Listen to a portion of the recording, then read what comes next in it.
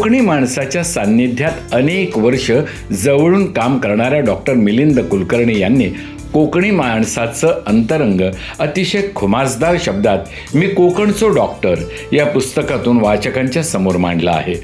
वरकरणी हसवणाऱ्या पण कोकणी माणसांच्या व्यथा वेदना मांडणारं हे पुस्तक वाचकांना अंतर्मुख करतं. अधूनमधून कोकणी बोलीभाषा वाचनाची रंगत आणखी वाढवते.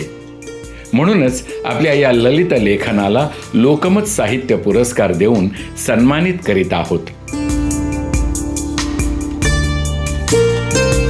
यानंतर ललित लेखन या साहित्य प्रकारामधला पुरस्कार जातोय डॉक्टर मिलिंद कुलकर्णी यांना आणि त्याचं नाव आहे मी कोकणचो डॉक्टर.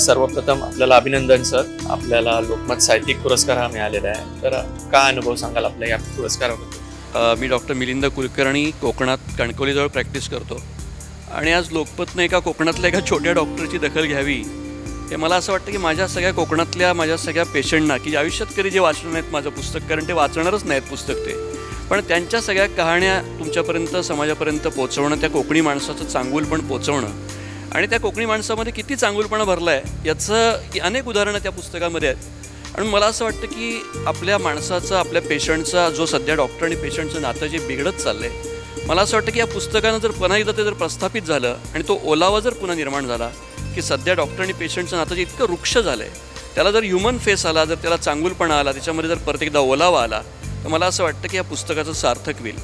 दुसरं असं की कोकणातल्या माणसांना कायमच तो आपलं दुःखसुद्धा हसवून जिरवून टाकतो, त्याच्या ज्या काही वेदना आहेत त्यासुद्धा तो विनोदानेच घेतो आणि म्हणून हे पुस्तक विनोदी नाही आहे. या पुस्तकामध्ये विनोदी झाक असेल, लेखन ही स्टाईल विनोदी असेल, पण आमच्या एकूण माणसाचं त्याच्यामध्ये असलेलं चित्रण मला असं वाटतं की त्या माणसाचा चांगुलपणा लोकांपर्यंत, सगळ्या समाजापर्यंत पोचावा असं त्याच्या पाठीमागची भूमिका होती.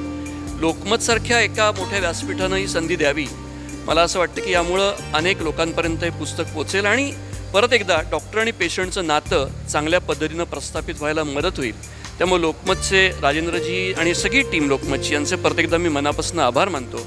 आणि आणखीन एक सांगू इच्छितो की हा जो निरागसपणा आहे आमच्या कोकणातला तो काय आहे, त्याचं कारण की आमचा माणूस आपल्या स्वतःच्या मातीला आणि मुळांना विसरलेला नाही आहे आणि म्हणून ते न विसरणं हा तो घट्टपणा जो माणसाचा, कोकणी माणसाच्यामध्ये आहे. म्हणून आमच्याकडे आत्महत्या नाही आहेत फारशा आणि म्हणून त्या कोकणी माणसाचा चांगुलपणा आपल्यापर्यंत पोचावा. तो इतका चांगला आहे की तो कधी जर दवाखान्यात आला तर छोटी हातबेड घेऊन येतो, पण फी दिल्याच्या नंतर ती हातबेड देतो, तो आधी देत नाही. तो म्हणतो डॉक्टर तुझी काय असतात ती फी तू घे, माझी भेट तुला प्रेमाने दिली असा, व्यवहारात ती येता कामा नाही. इतका चांगुलपणा त्या माणसामध्ये आहे. त्यामुळे त्या चांगुलपणाला सलाम करतो आणि लोकमतनं त्याची दखल घेतली यासाठी आभार मानून मी माझे 2 शब्द पुरे करतो.